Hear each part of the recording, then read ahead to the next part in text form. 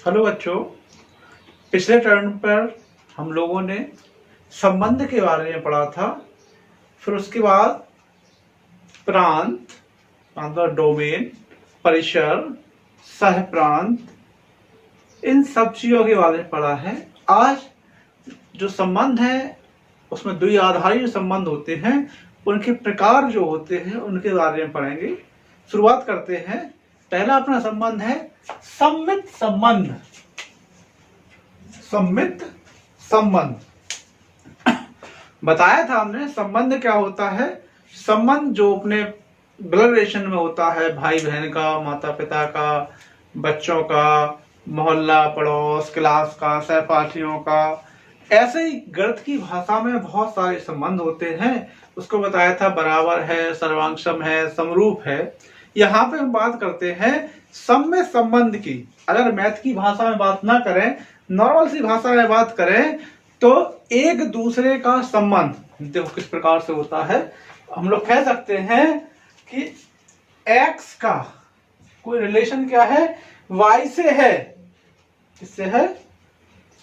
x का जो relation y से है, x और y को रिलेशन है, अगर सेम हो जाए, ऐसा हो जाए कि y का भी वही रिलेशन x से हो जाए, तो इस प्रकार के संबंध को हम कहते हैं सम्मित संबंध। x का जो रिलेशन से y से है, अगर y का वो रिलेशन x से हो जाए तो उसको क्या कहते हैं? सम्मित संबंध कहते हैं। जैसे उदाहरण लेके समझते हैं। दो भाई भाई हैं, एक भाई दूसरे का भाई है तो दूसरा भाई भी पहले का भाई होगा कि नहीं होगा? तो ये क्या हो गया? सम्मित हो गया। जो रिलेशन हमारा भाई से है वही भाई का वापस हमसे हो गया। अगर भाई बहन हो जाए, मान लिया कि x की बहन क्या है? y है। इसकी क्या है? बहन है। तो y की बहन x होगी? जरूरी नहीं है। अगर x लड़का होगा तो नहीं होगी, क्योंकि फिर वो भाई हो जाएगा। अगर x लड़की होगी तो वो क्या हो जाएगा? तो उसकी बहन हो। क्या दो लड़कियां अगर x और y हैं तो x की बहन y हो जाएगी और y की बहन x हो जाएगी। ऐसे ही अगर गणित की भाषा में बात करें, अगर दो संख्याएं हैं x और y, वो बराबर हैं, x बराबर y के है और y, तो इसका मतलब क्या होगा? y जो है वो x के बराबर हो जाएगा। सम्मित संबंध कहता है कि x का जो रिलेशन y से है, अगर y का वो रिलेशन x से हो जाए तो कहलाएगा सम्मित संबंध। तो x अगर y के बराबर है तो y x के बराबर होगा कि नहीं होगा? x y के बराबर है तो y भी x के बराबर होगा। तो इसमें क्या हो जाएगा? सम्मित संबंध हो जाएगा। अगर बात करें x और y कैसे हैं? सर्वांगसम है। दो त्रिभुज हैं और x और y कैसे हैं? सर्वांगसम है। x सर्वांगसम है y के। सर्वांगसम में क्या होता है? हर चीज बराबर होती है। जब x y के सर्वांगसम है तो y भी x के सर्वांगसम हो जाएगा। इसका मतलब क्या है? इस बराबर हो, सर्वांगसम हो या समांतर हो। क्या होते हैं? समांतर। जैसे मान लो रेल की दो पटरियां हैं, समांतर होती हैं, उनके बीच की दूरियां हमेशा समान होती हैं। कहीं भी नापोगे वो कभी आपस में मिलती नहीं है। तो पहली वाली पटरी जो है वो दूसरे के समांतर है और दूसरी वाली पहले के समांतर है। तो इन दोनों का जो संबंध है वो कैसा है? सम्मित संबंध है। सिमेट्रिकल रिलेशन है उनके बीच में। समझ आया पहला सम्मित संबंध। इसके बाद दूसरे की बात करते हैं जो कि सुतुल्य संबंध। सुतुल्य से नाम से ही समझ में आ रहा, सुतुल्य का मतलब होता है जो अपने आप से तुलना करी जाए। क्या मतलब हुआ? x का कोई रिलेशनशिप y से है, अगर ऐसा हो जाए कि x का वो रिलेशन x से हो जाए, जो x का y से रिलेशन है और वही y का x का अपने आप से ही हो जाए, तो ऐसे संबंध होते हैं सुतुल्य संबंध। जैसे बराबर वाला हो गया। अगर x y के बराबर है तो x के बराबर होगा कि नहीं होगा? हो जाएगा। लेकिन अगर संबंध इस प्रकार हो जाए कि x का मान y से ज्यादा है, x का मान क्या है? y से ज्यादा है, तो कभी y का मान x से ज्यादा हो सकता है? नहीं होगा ना, क्योंकि x का मान y से कम हो जाएगा। होगा कि नहीं होगा? तो जो इसमें क्या होगा? संबंध इसमें नहीं रहेगा और स्वतुल्य भी नहीं होगा, क्योंकि x का मान कभी x से कम नहीं हो सकता, बराबर रहेगा। सर्वांग सम होगा तो सर्वांग सम भी हो जाएगा, समांतर है तो समांतर भी हो जाएगा। समझ आया? पहला क्या है, सममित में x का रिलेशन से y से है, y का वो रिलेशन x से होना चाहिए। जब स्वतुल्य की बात करें, x का जो रिलेशन y से है, अगर x का वही रिलेशन x से हो जाए तो उसको कहा जाता है स्वतुल्य संबंध। तीसरे पे आते हैं संक्रमण संबंध, संक्रमण या ट्रांजिटिव। ठीक है, इसको क्या समझते हैं? मान लिया 3 लोग हैं, x का कोई रिलेशनशिप है y से और y का कोई रिलेशनशिप है z से। अगर ऐसा हो जाए, कैसा हो जाए, 3 लोग थे, पहले वाले का दूसरे रिलेशनशिप है, दूसरे वाले का तीसरे रिलेशनशिप है, तो वो रिलेशन अगर पहले वाले का आखिरी वाले से हो जाए तो इस प्रकार के संबंध को हम लोग कहते हैं संक्रमक संबंध। जैसे बात करते हैं, 3 लोग हो गए, एक x है, एक y है, एक z है। x का मित्र है y, ठीक है, और y का मित्र है z। मित्रता का संबंध हो गया। x का मित्र क्या है, y है, और y का मित्र क्या है, z है। अगर x का मित्र z भी हो जाए तो ऐसे संबंध को कहते हैं संक्रमक संबंध। उल्टे हिसाब से समझते हैं, x का दुश्मन है y, x और y क्या चलती है, लड़ाई चलती है, दुश्मन है, और y का दुश्मन है z। अगर ऐसा हो जाए कि x का दुश्मन भी z हो जाए, जो कभी नहीं होता है, कहते हैं दुश्मन दुश्मन दोस्त हो जाते हैं, तो यहाँ पे x और z क्या हो जाएंगे, दोस्त हो जाएंगे, दुश्मन नहीं रहेंगे वो। लेकिन अगर ऐसा हो जाए कि x और z भी कैसे हो जाए, दुश्मन हो जाए, तो ऐसे संबंध को कभी कहते हैं संक्रमक संबंध। आज अपन लोगों ने 3 प्रकार के संबंध पढ़े हैं। सम्मित संबंध, x का रिलेशनशिप y से है, अगर y का वो x से हो जाए इसको बोलते हैं सम्मित संबंध। स्वतुल्य मतलब x का रिलेशनशिप y से है, अगर x का वही रिलेशनशिप x से हो जाए तो उसको बोलते हैं स्वतुल्य। संक्रमक में क्या है, 3 संबंध एक साथ जुड़े हुए हैं, x का जो रिलेशनशिप y से है, y का जो रिलेशनशिप z से है, अगर वही रिलेशन x और z का हो जाए तो उसको कहते हैं संक्रमक संबंध। हम लोग 3 संबंध पढ़े हैं, इन 3 संबंधों पे 3 अलग अलग एक्सरसाइज हैं। प्रश्नावली अभी अपन पढ़ चुके हैं, प्रश्नावली 1A 1B।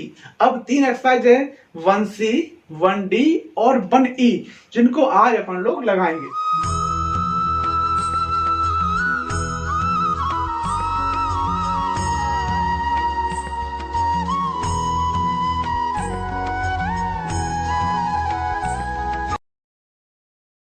प्रश्नावली 1C, निम्नलिखित में से कौन से संबंध सम्मित है बताना है। ठीक, पहले क्वेश्चन स्टार्ट करते हैं। परिवार के सदस्यों का समुच्चय संबंध की बहन है।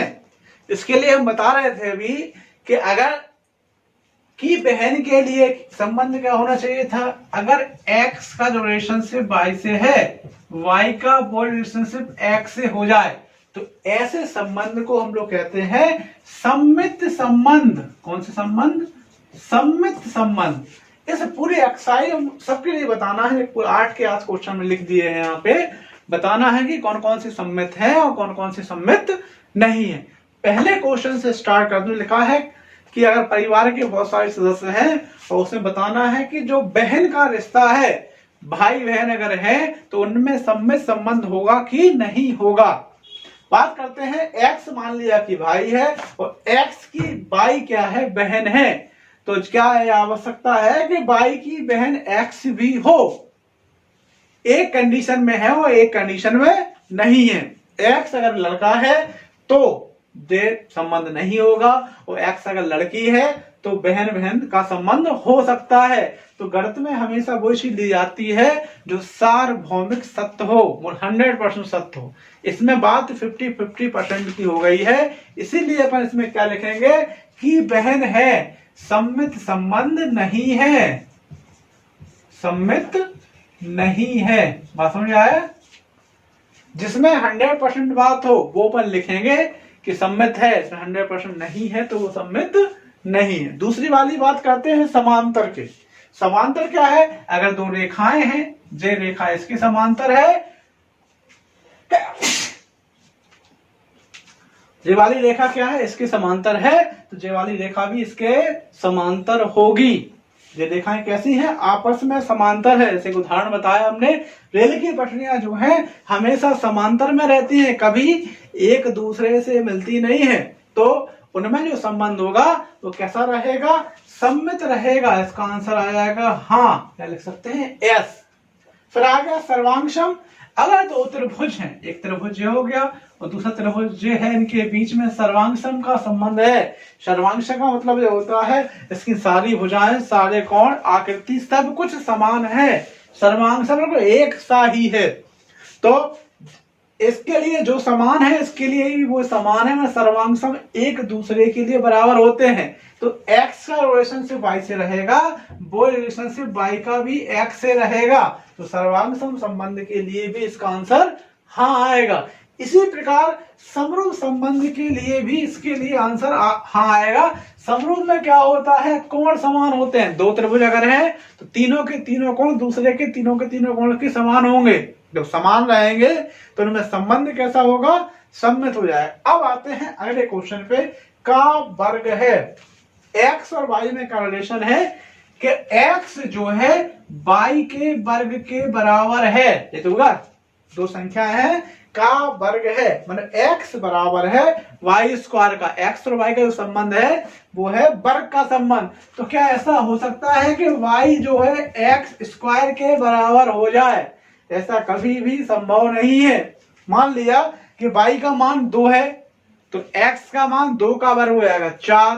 जब 4 का वर्ग करें तो हो जाएगा 16। तो y तो आए नहीं उसमें, इसलिए क्या हो जाएगा, इसका आंसर आ जाएगा नहीं।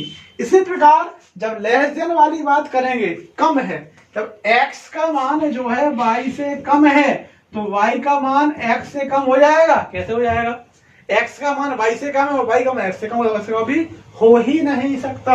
इसीलिए इसका आंसर भी हो जाएगा नो। थोड़े से नए प्रकार के सवाल आएगा। यहाँ लिखा हुआ है a प्लस बी बराबर 25। तो यहां से कोई भी एक संख्या का मान निकालते हैं। b का बराबर कितना हो जाएगा, 25 माइनस a, और a बराबर कितना हो जाएगा, 25 माइनस b। दोनों में देखो समानता है। b बराबर क्या है, 25 माइनस a। x की जगह पे y और y की जगह पे x रखते हैं तो दोनों के मान देखो समान आ रहे हैं। b की जगह पे अपन ने ये रखा, a की जगह पे b देखा, दोनों के मान कैसे आए, समान आए। तो इसका आंसर अपना हो जाएगा s। इसी के नीचे लास्ट वाला क्वेश्चन और है, 4a प्लस b बराबर 25। क्या लिखा है, 4a प्लस b बराबर 25। इससे अगर b का मान निकाले तो निकलेगा 25 माइनस 4a, और a का मान निकालेंगे तो आएगा 25 माइनस के b बटे 4। देखो इन दोनों के मानों में कितना सारा अंतर है। यहाँ पे b बराबर 25 माइनस 4 है, यहाँ a बराबर 25 माइनस b बटे 4 है। अगर a और b को आपस में बदल दें तो दोनों के मान समान नहीं आएंगे, इसीलिए इसका आंसर आएगा नो। समझ में आई पूरी एक्सरसाइज। इसके बाद अपने अगली एक्सरसाइज 1D लगाएंगे। 1D की 1D में क्वेश्चन पढ़ के देखते हैं। इसमें लिखा हुआ है, निम्नलिखित संबंधों में कौन से संबंध स्वतुल्य हैं? कैसे हैं, स्वतुल्य। स्वतुल्य क्या बताया था, x का वो रिलेशनशिप x से हो जाए, अपने आप से कोई रिलेशनशिप हो जाए, उसको स्वतुल्य कहते हैं। ठीक है, पहले क्वेश्चन से स्टार्ट करते हैं। यहाँ लिखा हुआ है, धन पूर्णांकों में a प्लस b बराबर 9। धन पूर्णांक समझते क्या होता है, पूर्णांक मतलब गिनती, उसके 3 हिस्से होते हैं, धन पूर्णांक, ऋण पूर्णांक और शून्य पूर्णांक। लिखें तो जाएगा -3, -2, -1, 0, 1, 2, 3।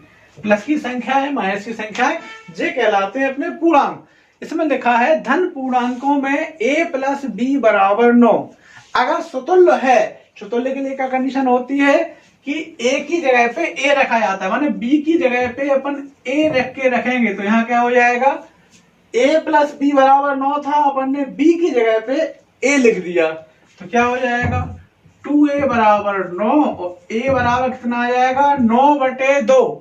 9/a का मान निकला है वो धन पूर्णांक नहीं है, वो भिन्न संख्या निकल के आई है। इसीलिए जो पहला वाला का आंसर होगा इसमें अपन लिखेंगे स्वतुल्य नहीं है। क्या है? स्वतुल्य नहीं है। बात में दूसरे वाले में है घन। घन क्या है? ऐसा कभी हो सकता है कि a जो है AQ के बराबर हो जाए। अगर a का मान अपन ने मान लिया कि 2 है तो 2Q बराबर कितना हो जाएगा? 8। कि 2 कभी 2 के घन के बराबर हो सकता है? नहीं हो सकता। इसलिए दूसरे वाले का आंसर भी क्या हो जाएगा? नहीं आ जाएगा। फिर बात करते हैं समांतर के लिए। समांतर की बात क्या है? 2 रेखाएं हैं, एक दूसरे के समांतर है तो रेखा स्वयं अपने आप के भी बराबर रहेगी, क्योंकि उसकी अपने आप से दूरी कुछ है ही नहीं, वो अपने आप के भी समांतर चलेगी। इसीलिए इसका आंसर हो जाएगा हाँ, स्वतुल्य है। समरूप के लिए भी कंडीशन है। अगर 2 त्रिभुज हैं, एक त्रिभुज दूसरे के समरूप है तो वो त्रिभुज स्वयं अपने आप के भी समरूप रहेगा। इसलिए भी इसका आंसर हाँ आ जाएगा। क्या आ जाएगा? हाँ। अब x और y परस्पर अभाज्य संख्या है। अभाज्य संख्या है तो x जो है या y अपने आप में अभाज्य संख्या नहीं हो सकती है। इसलिए इसका आंसर क्या हो जाएगा? नहीं हो जाएगा।